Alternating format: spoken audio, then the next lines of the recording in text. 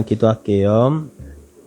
사랑의 하나님, 하나님의 말씀, 하나님의 음성을 듣길 원합니다. 이 시간 주의 성령께서 함께해 주셔서 인간의 입술로 전해지는 말씀이지만 하나님의 음성을 들을 수 있는 귀한 시간 될 수 있도록 인도하여 주옵소서. 주께서 함께해 주실 줄 믿사오며 예수님의 이름으로 기도합니다. 아멘. 자, 오늘 함께 읽은 마가복음에는 기도가 예수님이 한 기도가 한 3번 정도 기록이 돼 있어요. 예수님 그러면은 어떻습니까? 기도를 굉장히 많이 하시는, 그쵸? 기도 생활을 이렇게 게을리 하시지 않는, 그쵸? 그래서 무리들을 다 이렇게 뭐 가르치시고 병을 고치시고 나서 늘 한적한 곳에 가셔서 기도를 따로 하셨어요. 그쵸? 근데 이상하게도 누가복음에서는 기도한 내용이 굉장히 많이 나와요. 예수님께서 기도하셨다라고 하는 내용이 누가복음엔 굉장히 많이 나오고, 또 누가복음 11장에 보면, 또 마태복음에 보면은 예수님께서 주기도문을 또 가르쳐 주시기도 하셨어요. 그렇죠? 근데 특이하게도 마가복음에는 이 기도한 예수님께서 기도했다라고 하는 이야기가 딱 3번 정도밖에 나오진 않아요. 그 첫 번째 나오는 게 마가복음 1장 35절에 새벽녘에 예수님께서 새벽에 기도하러 가셨다라고 하는 내용과, 그리고 마가복음 6장 46절에 보면은 사역을 다 마치시고 난 이후에 또 예수님께서 한적한 산에 올라가 기도하셨다라고 하는 내용이 나오고, 마지막으로 마가복음 14장에 보면은 겟세마네에서 예수님이 하나님 앞에 십자가를 치시기 전에 한 번 기도한 내용이 나와요. 근데 이제 재밌는 게 보면은 마가복음에 나오는 첫 번째 1장과 마가복음 6장에 나오는 기도하는 것에 대해서는 기도의 내용이 나오지 않습니다. 예수님께서 무슨 내용을 가지고 기도했습니다라고 하는 내용 자체가 나오지가 않아요. 하지만 겟세마네 기도에서는 어떤 기도를 했는지에 대해서 우리는 너무 잘 알죠. 그렇죠?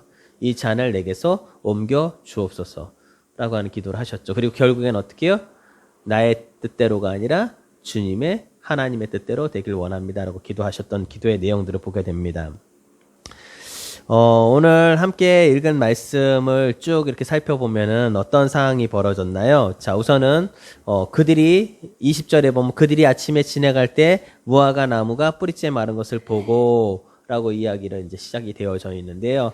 자, 이 전에 보면 앞에 사건이 하나가 있죠. 그 앞전에 11장 12절에 보면은 어떤 사건이 벌어지냐면요. 이튿날 12절 11장 이튿날 그들이 베다니에서 나왔을 때 예수께서 시장하신지라 배가 고프셨던 거예요.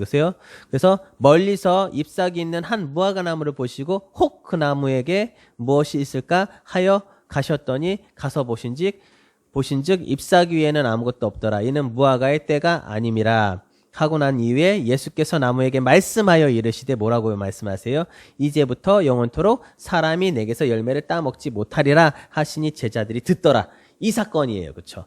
아침에 베다니에 갔었을 때 예수님께서 배가 고프셔가지고 멀리서 보니 무화과 나무가 있고 그 무화과 나무로부터 무언가를 얻을까 싶으셔서 내려가서 봤더니만 잎사귀는 무성하지만 거기에 뭐가 없어요? 열매가 없었던 거예요. 그래서 예수님 그것을 보시고 어떻게 해요? 나무에게 어떻게 하셨어요? 나무에게 말씀하시죠. 뭐라고? 이제부터 영원토록 열매를 너는 따먹지 못할 것이다, 사람들이. 라고 이야기했어요. 그렇죠? 그 사건이 있고 난 다음에 저녁 때 보니까 저녁인지는 모르겠어요. 어쨌든 간 20절에 보니 그들이 아침에 지날 때 무화과 나무가 뿌리째 마른, 아침이구나. 아침이죠, 이제. 그럼 전날이나 뭐 이튿날 이라고 되어 있었으니까 어쨌든 간 그 전에 앞전에 무화과 나무에게 예수님께서 말씀하신 것을 들었어요. 뭐라고? 이제는 너를 통해서 과실을 아무것도 따먹을 수 없을 거야 라고 말씀을 하셨는데, 그러고 난 뒤에 보니까 어떻게 해요? 무화과 나무가 뿌리채 말라 버린 거예요. 그래서 베드로가 그게 생각나서 어떻게 해요? 예수님께 물어봐요. 랍비요. 예수님께 랍비라고 부르는 거예요. 그렇죠? 어쨌든 선생님하고 부른 거죠. 선생님 보세요. 저주하신 무화과 나무가 말랐나이다. 뭐 했다고요? 베드로가 뭐라고 얘기해요? 예수님께? 무화과 나무에게 뭘 했다고요? 저주를 했다는 거예요. 그렇죠? 그렇죠? 보세요. 무화과 나무에게 예수님께서 저주를 했다는 거예요. 그 나무가 어떻게 해요? 말라버렸다라고 베드로가 이야기를 해요. 그때 자 생각해 보세요. 예수님께서 그들에게 대답하여 이르시되 하나님을 믿으라. 뭔가 좀 이렇게 어색하지 않아요? 뭔가 연결이 좀 뭔가 어색하지 않나요? 어때요? 그쵸? 무화과 나무가 마른 것과 하나님 믿어라라고 하는 것과 무슨 상관이 있어요? 근데 이 뒷부분에 보면은 그 내용을 알죠, 우리는요. 어떻게 해요? 그러니까 믿음에 대해서 이야기를 하시잖아요. 그쵸? 믿어서 이야기하면은 어쨌든 간 하나님 믿어라. 하나님 살아계신다라고 하는 거잖아요. 그쵸? 예수님 뭘 하셨어요? 무화과 나무에게? 말을 하셨어요. 그쵸? 근데 어쨌든 간 그 말한 것 때문에 어떻게 해요? 무화과 나무가 말라버렸는데, 어이, 주님, 당신께서 저주하신 이 무화과 나무가, 당신이 말씀하신 무화과 나무가 어떻게 저주했기 때문에 어떻게 해요? 말라버렸어요. 라고 이야기할 때 예수님께서 뭐라고 말씀하시면 하나님을 믿어라. 라고 말씀하신 거예요. 하나님 살아계셔. 라고 말씀을 하신 거죠. 그렇죠? 그러면은 무화과 나무를 저주해서 말라버린 것과 하나님이 살아계신 것을 믿는 것과는 어떤 차이, 어떤 연관성이 있는 걸까요? 과연. 그리고 예수님께서는 말씀을 하셨어요. 그렇죠?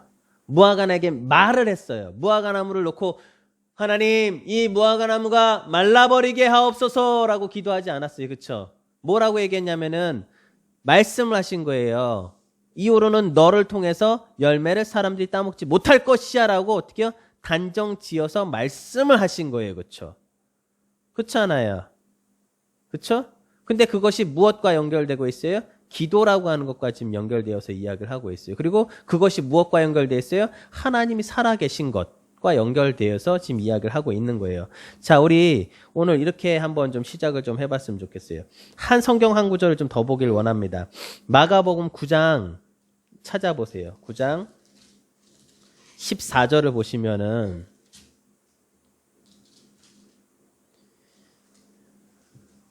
마가복음 9장 찾아보세요. 14절부터 29절 말씀을 한번 보도록 할게요. 마가복음 9장 14절부터 29절까지. 자, 오늘 기도에 관해서 좀 기도의 능력과 오늘 설교 제목이 뭐죠? 기도의 능력, 관계 회복이에요. 그렇죠? 자, 한번 보세요. 기도의 능력에 관해 지금 이제 살펴보는 겁니다. 자, 마가복음 9장 14절부터 29절까지 한 목소리로 천천히 한번 같이 읽어볼게요. 시작. 이에 그들이 제자들에게 와서 보니 큰 무리가 그들을 둘러싸고 서기관들이 그들과 더불어 변론하고 있더라. 온 무리가 곧 예수를 보고 매우 놀라며 달려와 문안하거늘 예수께서 물으시되 너희가 무엇을 그들과 변론하느냐? 무리 중에 하나가 대답하되 선생님 말 못하게 귀신 들린 내 아들을 선생님께 데려왔나이다. 귀신이 어디서든지 그를 잡으면 거꾸러져 거품을 흘리며 이를 갈며 그리고 파리에 지는지라. 내가 선생님의 제자들에게 내쫓아 달라 하였으나 그들이 능히 하지 못하더이다.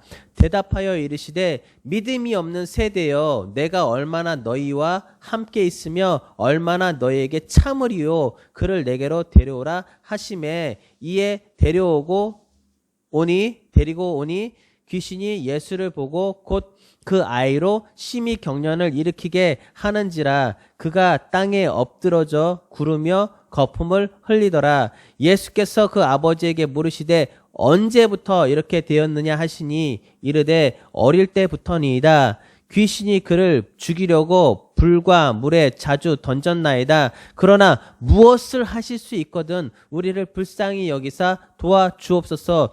예수께서 이르시되 할 수 있거든이 무슨 말이냐? 믿는 자에게는 능히 하지 못할 일이 없느니라 하시니라. 곧 그 아이의 아버지가 소리를 질러 이르되 내가 믿나이다. 나의 믿음 없는 것을 도와주소서 하더라. 예수께서 무리가 달려와 모이는 것을 보시고 그 더러운 귀신을 꾸짖어 이르시되 말 못하고 못 듣는 귀신아 내가 내게 명하노니 그 아이에게서 나오고 다시 들어가지 말라 하시매 귀신이 소리 지르며 아이로 심히 경련을 일으키게 하고 나가니 그 아이가 죽은 것 같이 되어 많은 사람이 말하기를 죽었다 하나 예수께서 그 손을 잡아 일으키시니 이에 일어서니라.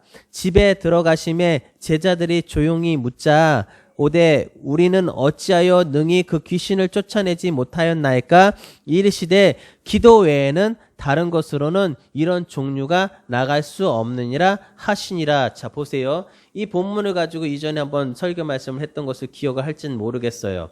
어쨌든 간 상황은 이래요. 예수님께서 다른 곳에 계셨고 제자들이 있었어요. 근데 이 제자들에게 누군가가 찾아오는데 어떤 이가 찾아오냐면은 귀신 들린 아이를 데리고 있는 아버지가 이 아이를 데리고 와요. 왔는데 이미 벌써 이 아이가 언제부터 이 귀신에 들렸다고 그랬어요? 어렸을 때부터 아이가 귀신이 들렸기 때문에 이 아버지는 이 아이를 어떻게 해요? 고치기 위해서 여기저기 분명히 데리고 다녔을 거예요. 그리고 예수님의 소문을 들었을 거예요. 예수님께로 가면은 병자가 고쳐진다는 이야기를 듣고 예수님께 데리고 온 거예요. 근데 마침 어떻게 해요? 예수님이 계시지 않았어요. 그러니 누구에게 부탁을 하게 됩니까? 예수님과 함께 있었던 제자들에게 부탁을 했고 예수님과 함께 있는 제자들에게 귀신을 쫓아달라고 아이를 쫓아달라고 아이의 귀신 들린 것을 쫓아달라고 얘기했지만은 어떻게 해요? 하지 못했어요. 그러니 그 예수님의 제자들 주변에 또 누가 있었어요? 누군가가 있었다고요? 사람들이 있었죠. 그렇죠? 누구와 변론을 하고 있었어요? 응?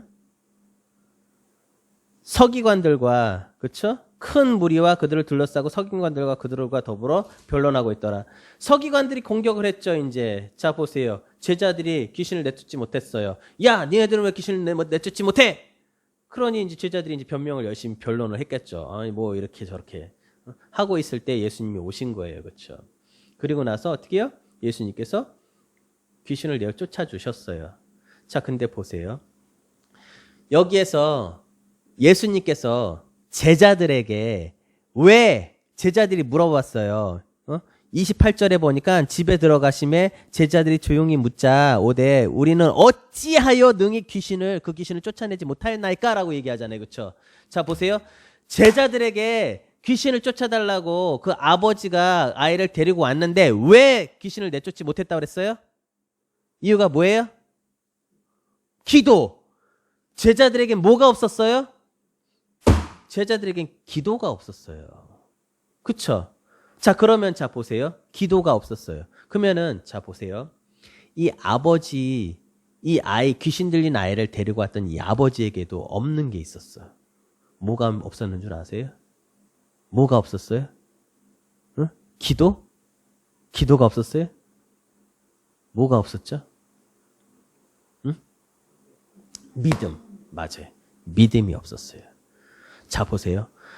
이 귀신 들린 이 아버지에게는 믿음이 없었고요. 그리고 이 귀신을 쫓아달라고 데리고 왔던 이 귀신을 쫓아야 되는 이 제자들에겐 뭐가 없어요? 기도가 없었어요. 자, 오늘 말씀하고 한번 다시 오버랩 시켜서 생각해 볼게요. 자, 기도와 믿음의 관련성에 대해서 생각해 보려고 합니다. 능력 있는 기도는 어떻게 나타나느냐? 뭐라고 말씀하고 계세요? 오늘 능력 있는 기도를 이야기할 때 어떻게 해요? 어떻게 하면은 기도가 이루어져요? 자, 23절부터 한번 읽어볼까요? 하나님을 믿으라! 라고 말씀하시고 난 다음 뭐라고 얘기해요? 내가 진실로 너에게 이르노니 누구든지 이 산더러 들리어 바다에 던지라 하며 그 말하는 것이 이루어질 줄로 어떻게 해요? 믿고 마음에 의심하지 않으면 어떻게 해요? 그대로 되리라. 그러므로 내가 너희에게 말하니 무엇이든지 뭐하고? 기도하고 구하는 것은 어떻게 해요? 받은 줄로 어떻게 해요? 믿으라. 그리하면 어떻게 해요? 너희에게 그대로 될 것이다. 자, 보세요. 다시 한번 볼게요.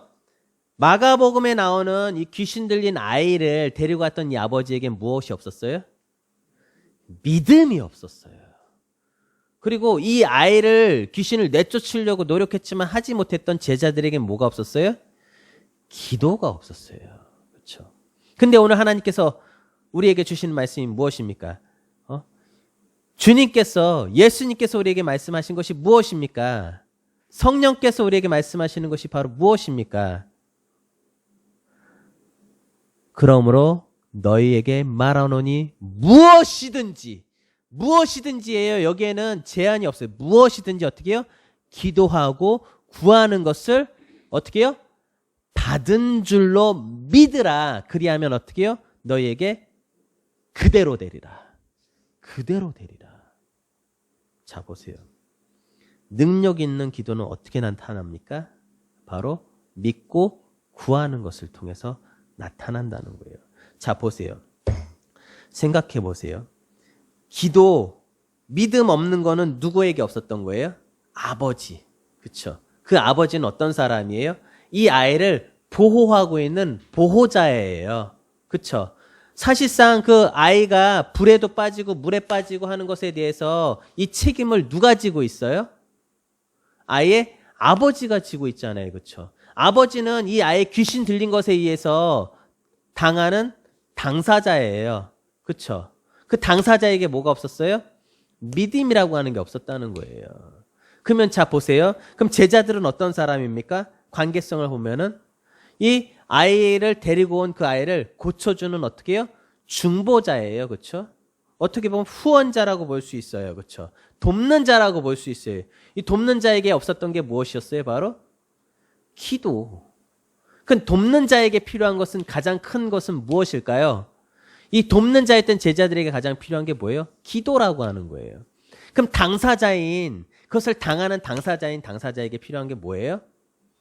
믿음이라고 하는 거죠. 그래서 중보기도의 역사가 큰 이유가 바로 그것이에요. 돕는 자, 중보자, 후원자의 기도가 당사자의 믿음과 합쳐졌을 때 어떻게 해요? 결과가 나타나는 거예요. 그쵸? 능력 있는 기도는 바로 이 기도와 믿음을 통해 나타나는데, 돕는 자의 기도와 그리고 당사자인 그의 믿음을 통해서 나타난다는 거예요. 믿음이 있을지라도 무엇이 있어야 돼요? 제자들의 기도가 필요한 거예요. 제자들의 기도가 있을지라도 무엇이 필요해요? 당사자의 믿음이 필요한 거예요. 근데 보세요. 이 아버지가 그래도 예수님의 말씀을 듣고 나서 예수님 뭐라고 책망하세요? 우리에게 할 수 있거든, 무엇을 하실 수 있거든 우리에게 뭐 좀 해봐 주세요 좀 이라고 이야기했을 때 이미 벌써 이 아버지의 마음엔 어떤 마음이 있어요? 다른 사람들을 통해서 이 귀신을 쫓아보려고 여기저기 쫓아다녀 봤는데 해결되지 않았어요. 결국엔 예수님의 소문을 듣고 예수님께 왔는데 제자들을 통해서도 어떻게 됐어요? 고치지 못하는 모습을 보았을 때 주님을 보고 어떤 마음이었겠어요? 아이고 그래, 포기했겠죠. 이미 벌써 되리라고 하는 믿음이 아니라 이미 포기한 마음이에요. 그러니 어떻게 해요? 이 아버지의 마음은 이 아이를 어렸을 때부터 마찬가지였어요. 무언가 고쳐줄 수 있으면은 그래도 그 가능성을 쫓아서 쫓아다녔지만 할 수 있거든 해보세요라고 하는 마음 안에는 어떤 마음이 있어요? 되리라고 하는 믿음이 있어요? 아니면은 아휴 하는 마음이 있어요? 되리라고 하는 믿음이 있는 건 절대로 아닌 거예요. 지금 무슨 말인지 이해가 되세요? 그런데 주님께서 뭐라고 말씀하십니까? 할 수 있거든이 무엇이냐라고 하는 주님의 음성을 듣고 난 다음에 이 아버지의 반응은 바뀌었어요. 어떻게 바뀌어요? 주님, 제가 믿습니다. 하지만 거기에 무엇을 더해요?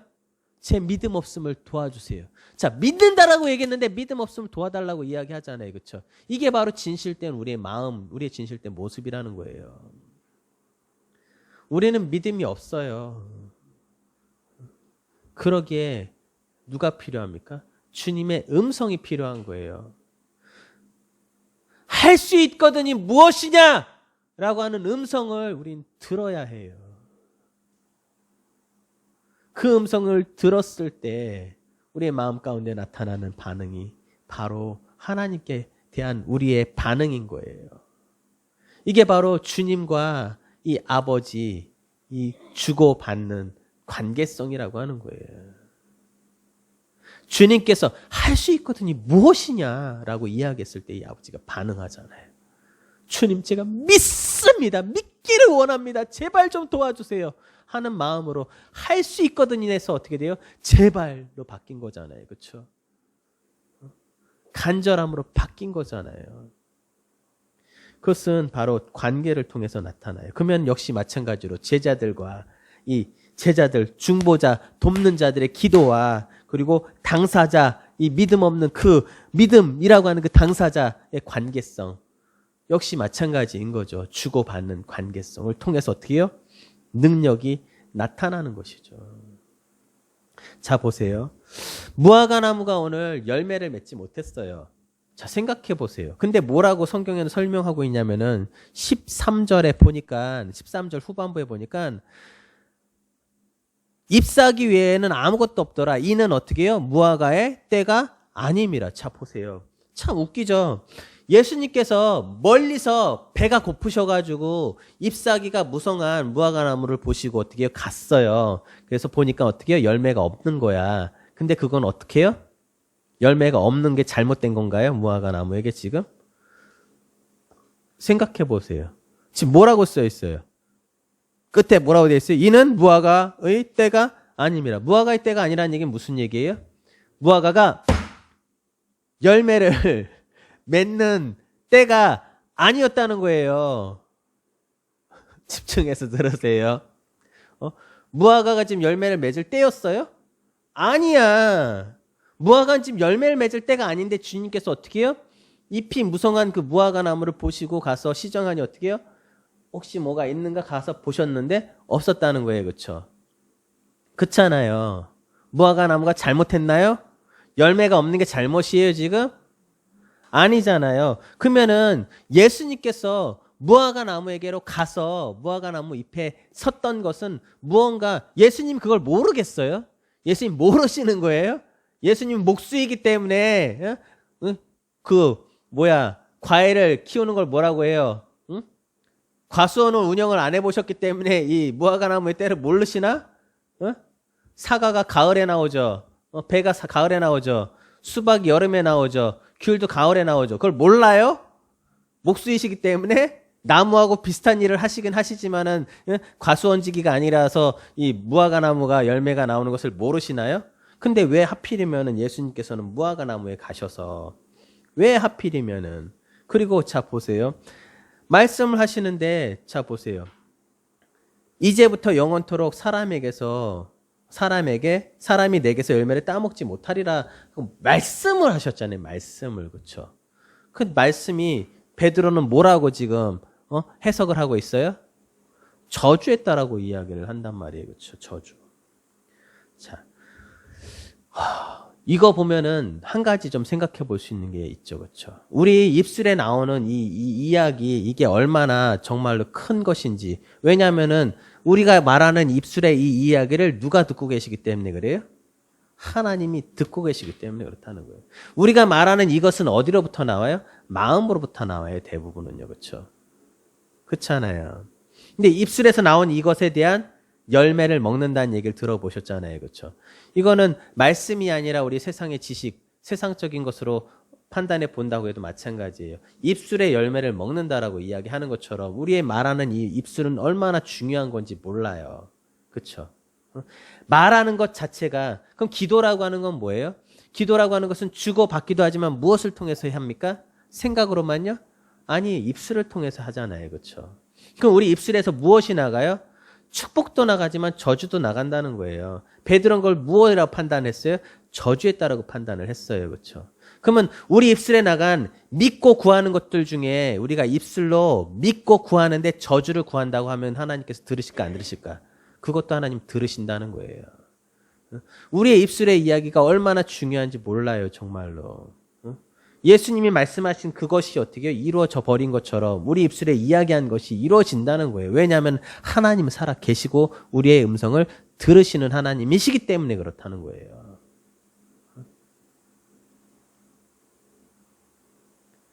자 보세요. 오늘 뭐라고 이야기하시냐면 23절에 보니 내가 진실로 너희에게 이르노니 누구든지 이 산더러 들려 바다에 던지라 하여 그 말하는 것이 뭐 하는 것이요? 뭐 한 것이?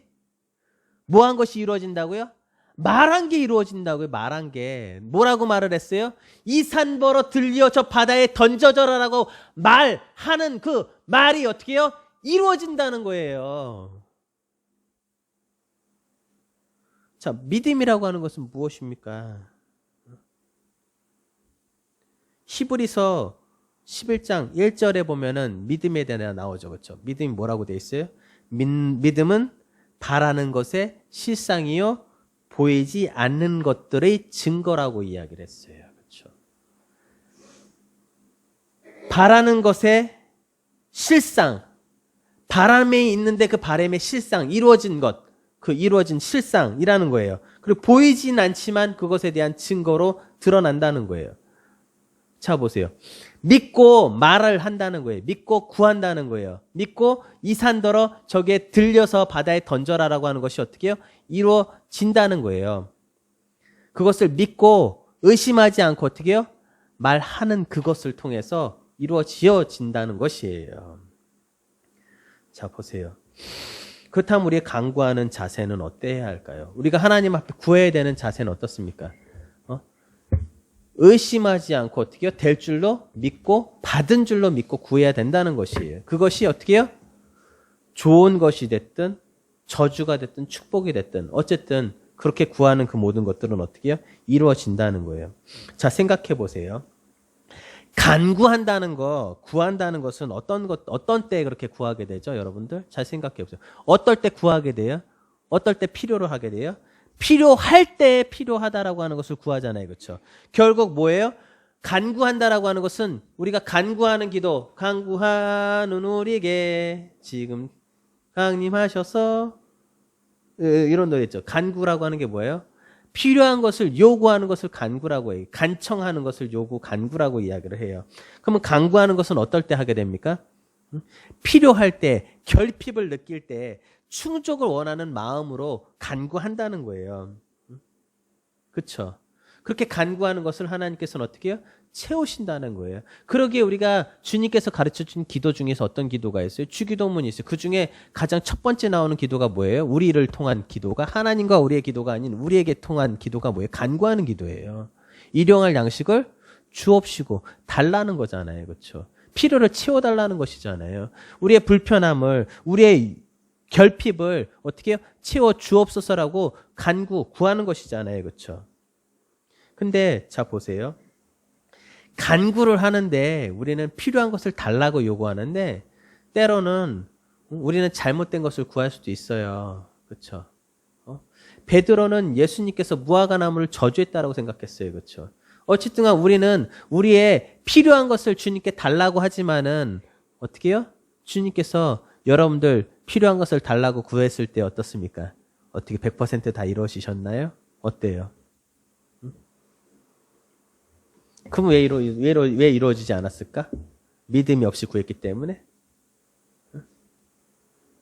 믿음이 없고 기도가 없어서 안 주신 건가요? 자, 보세요. 결핍이라고 하는 것을 우리는 채우기 위해서 간구라고 하는 것을 해요. 그렇죠? 달라고 요구한단 말이에요. 하나님께. 일단 하나님께 요구해서 달라라고 하는 것은 하나님이 그것을 채우시는 분이라고 하는 것을 믿는 거가 맞아요. 그렇죠? 그렇잖아요. 믿음의 행위는 맞는 거예요. 하나님께 구한다는 것 자체는. 근데 성경에 보면은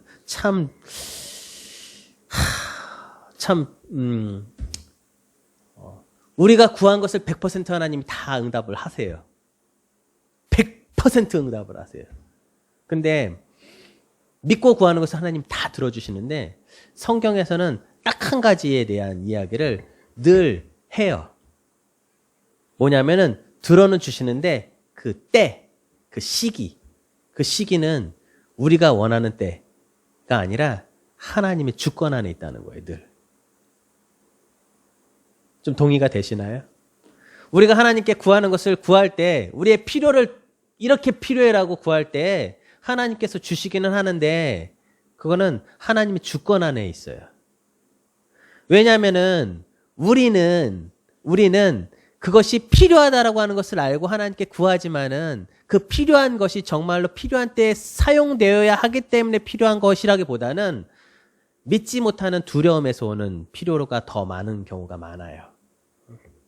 그러니까 무언가 더 안전하게 나를 지켜줄 무언가 안전장치로서의 필요로서의 어떤 필요를 구하게 되는 것이지 일용할 양식으로서 정말 지금 내가 먹지 않으면 굶게 되는 것으로서 필요를 생각하지 않아요.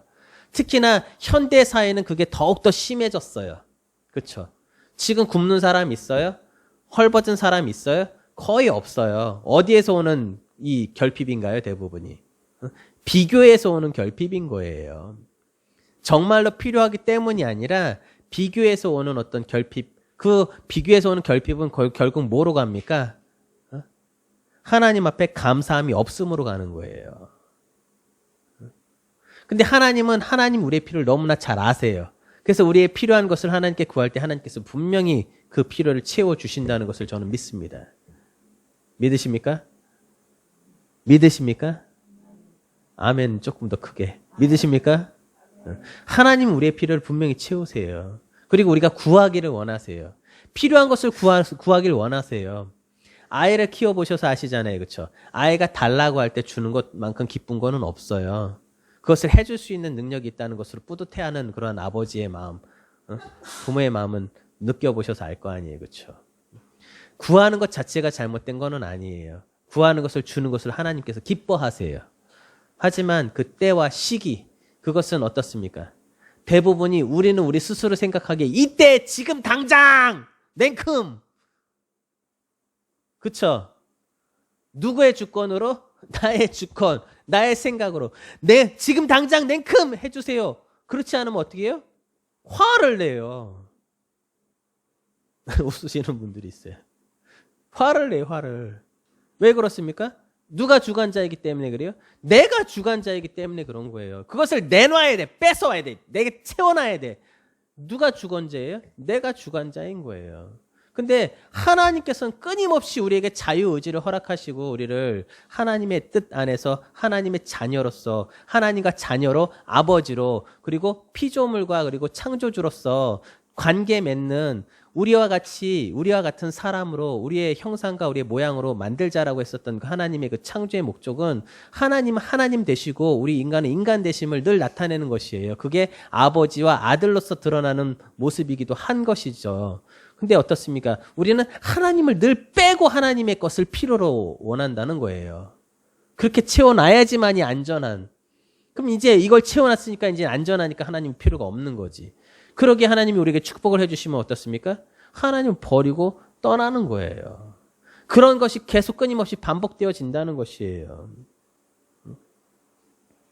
결핍을 통해서 그렇기에 하나님께서 우리를 사랑하시기 때문에 어떻게 하시는 줄 아세요? 결핍을 우리에게 주신다는 거예요. 왠 줄 아세요? 결핍을 가지고 있어야지 어떻게 해요? 구하거든요. 하나님 구하기를 원하세요. 기도하기를 원하신단 말이에요.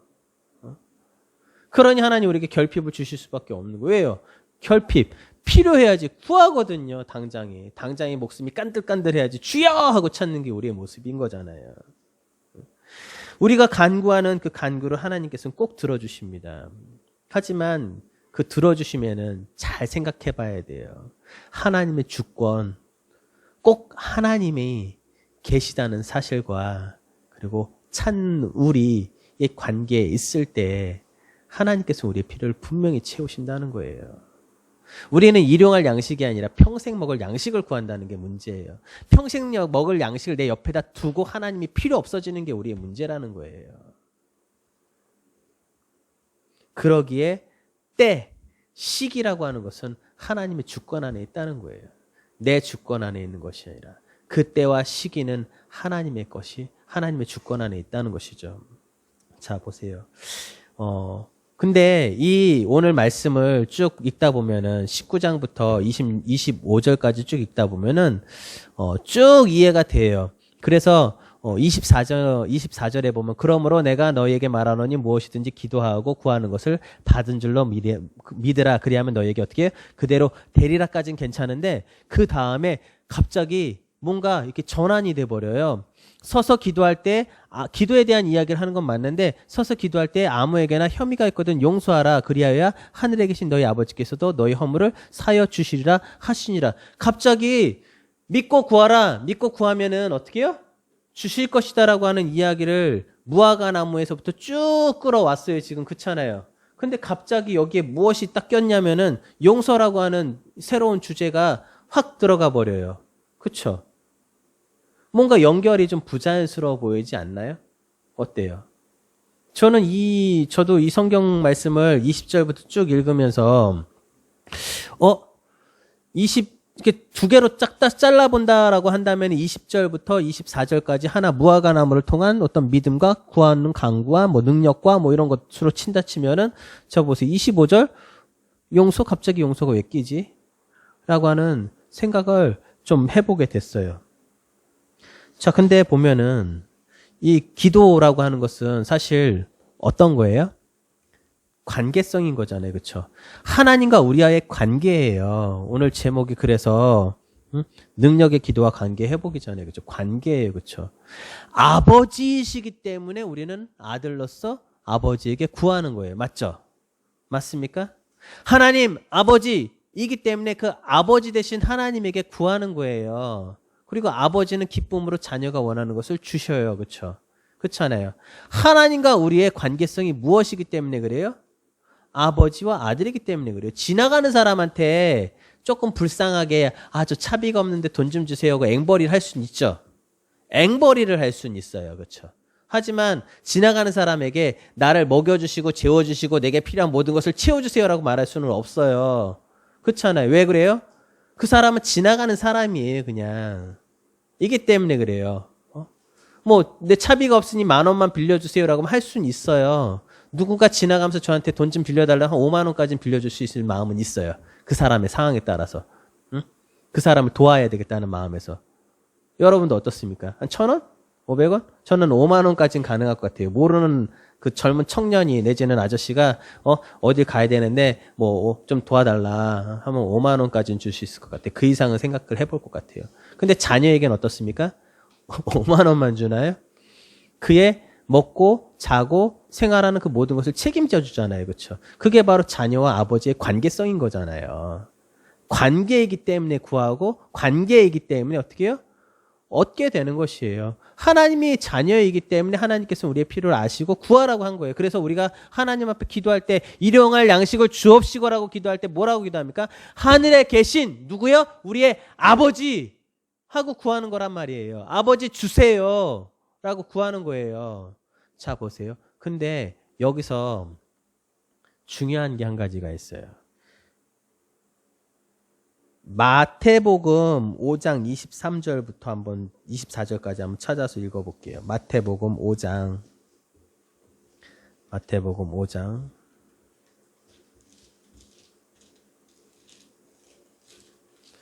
마태복음 5장 23, 24 찾으신 분이 큰 목소리 한번 읽어주시겠어요?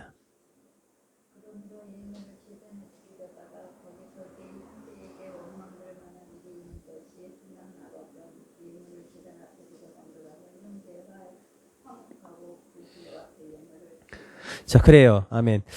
그러므로 예물을 제단에 드리려다가 거기서 내 형제에게 원망을 들을 만한 일이 있거든, 일이 생각나거든 예물을 제단 앞에 두고 먼저 가서 형제와 화목하고 그 후에 와서 예물을 드리라라고 얘기하고 있어요. 자, 보세요. 오늘 함께 보신 말씀, 마가복음에 갑자기 용서에 대한 이야기를 하게 되는데 그 앞에 뭐로 시작하죠? 25절 한번 읽어볼게요. 오늘 11장 마가복음 11장 25절 시작. 서서 기도할 때. 자 보세요. 어떨 때라고요? 기도하는데 어떻게 기도하고 있어요? 서서 기도하고 있죠. 자, 서서 기도한다는 건 뭐예요?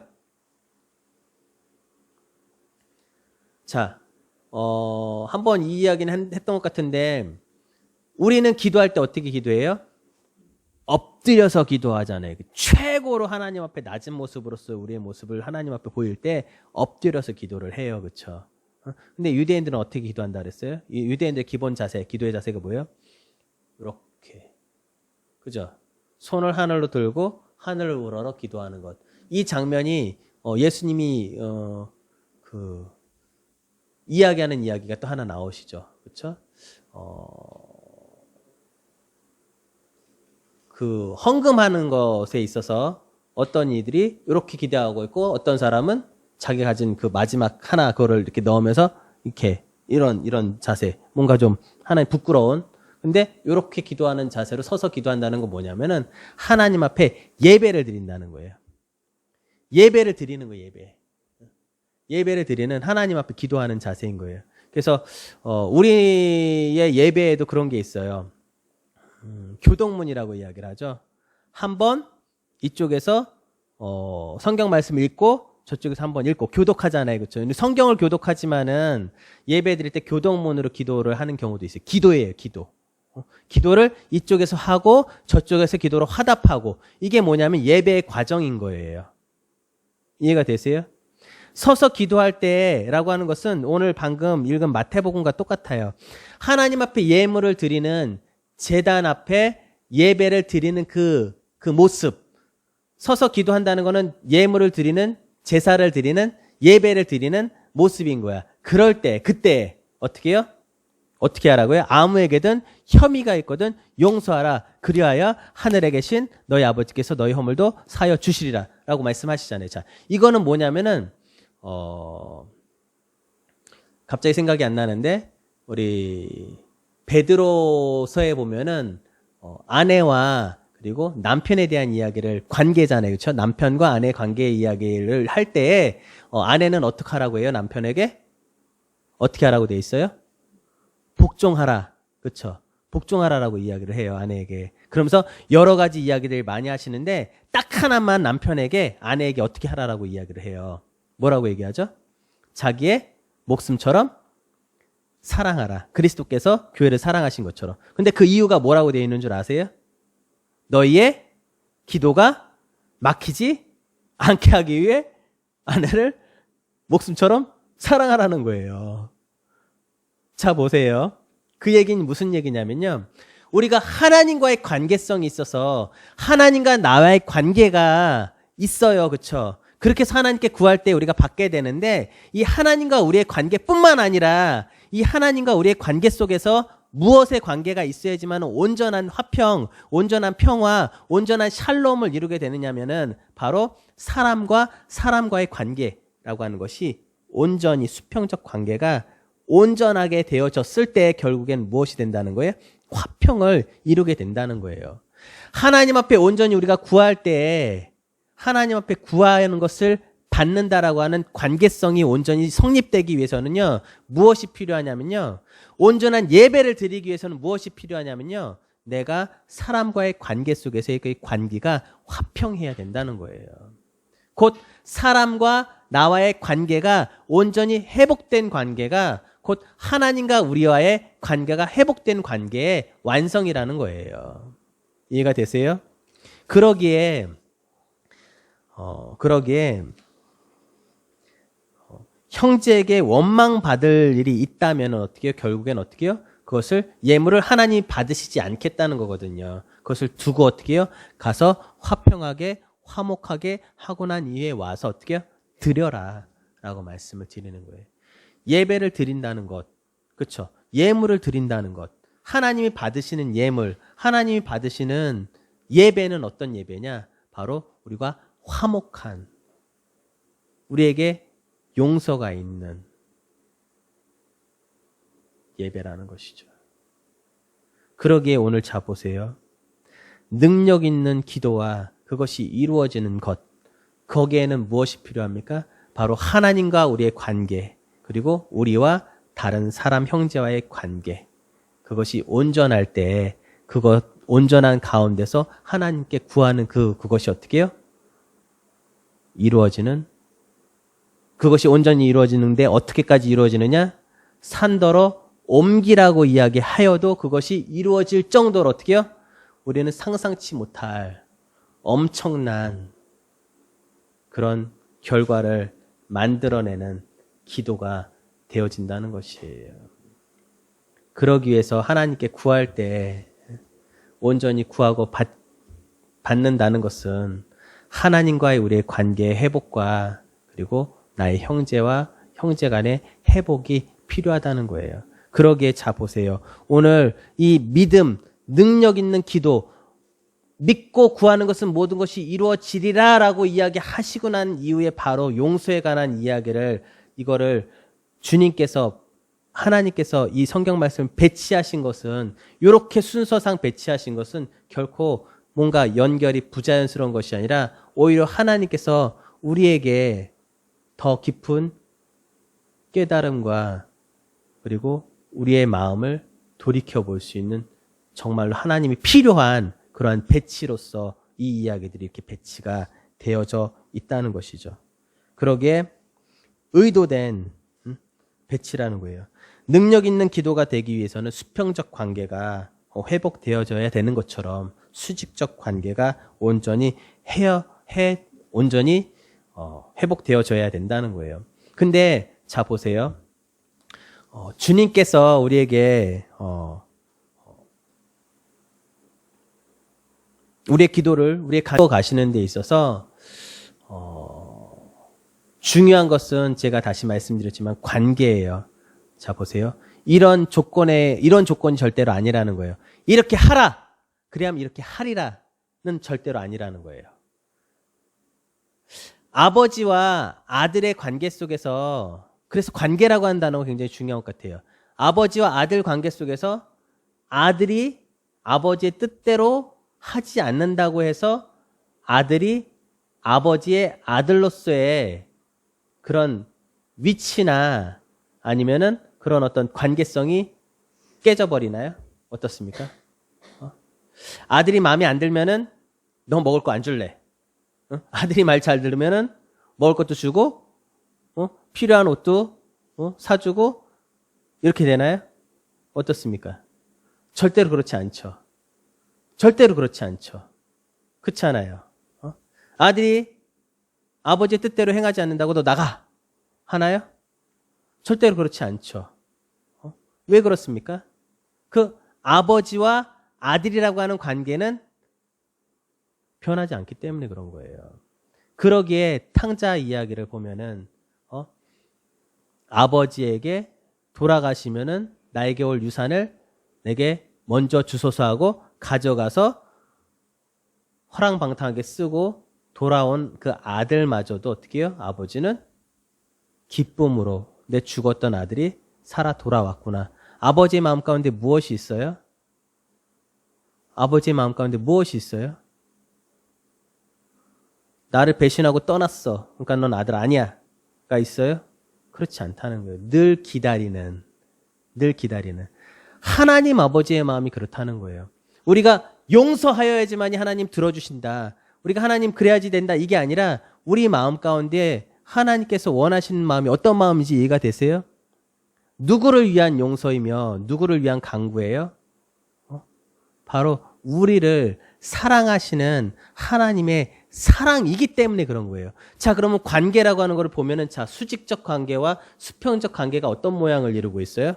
십자가라고 하는 것을 이루고 있잖아요. 그렇죠? 십자가라고 하는 것은 뭐예요? 바로 하나님이 우리를 어떻게 사랑하셨는가라고 하는 것에 대한 결론이에요. 그렇죠? 십자가라고 하는 것은 우리가 행한 것이 아니라 하나님께서 온전히 우리에게 하나님의 자녀가 되는 가장 기본적인 그 모습, 그 사랑의 뭐예요? 결론이 바로 십자가라고 하는 거예요. 우리의 관계의 모습이 하나님과 나와 있고 나와 형제와의 관계가 있는 것처럼 그 가운데 무엇이 필요하냐면 온전한 사랑이 필요한 것처럼 하나님께서 우리에게 보여주신 그 모습은 바로 십자가의 모습, 그것이 바로 관계의 모습이고 그것은 무엇이냐면 바로 사랑으로서의 관계의 모습이라는 거죠. 조건적 관계, 이렇게 하면 저렇게 하리라가 아니라 사랑하기에 할 수밖에 없는 그것이 바로 하나님이 우리를 사랑하시기 때문에 가만히 내버려둘 수 없고 이 땅에 오셔서 자신의 몸을 어떻게 해요? 던지실 수밖에 없는 그 사랑이라고 하는 그 관계라고 하는 것인 거죠. 너희가 이렇게 해라 그럼 내가 가서 몸을 던지리라 이게 아니라 온전하신 그냥 사랑, 그 사랑의 모습이 바로 그래서 십자가의 모습인 것인 거예요. 우리는 그러기에 어떻습니까? 그 십자가, 그 모습을 보며 하나님의 사랑을 알게 되는 거예요. 근데 주님께서 우리에게, 믿는 우리들에게, 하나님의 자녀들에게 요구하시는 것이 단 한 가지가 있어요. 정말로 우리에게 원하신 단 한 가지가 있어요. 주님께서 우리에게 말씀해 주신 단 한 가지. 너의 십자가를 어떻게 해요? 지고 어떻게 해요? 나를 따르라. 그게 바로 우리 믿는 자들, 지금 우리가 여기에서 예배를 드리는 여러분들의 삶의 이유이며 여기 하나님 앞에 있는 우리의 모습인 것입니다. 십자가, 주님께서 사랑하신 그 십자가, 그것을 주님께서 우리에게 보여주신 것처럼 우리 삶 가운데 있는 십자가를 우리가 지고 따라가는 것, 그것이 온전한 우리 믿는 자들의 모습인 거예요. 능력 있는 기도, 관계의 회복, 능력 있는 기도를 하기 위해서 관계를 회복해야 된다? 아니에요. 사랑하기에 하나님께서 우리를 사랑하기에 우리를 이끌어 가신다는 사실을 깨닫고 주님 앞에 온전히 구하고 온전히 얻는 하나님과 관계하는, 오늘도 아버지와 아들로서 우리와 함께 하시는 하나님이 여러분들 삶 가운데 영원히 매일매일 삶 속에서 증거되어 주시기를 간절히 소망합니다.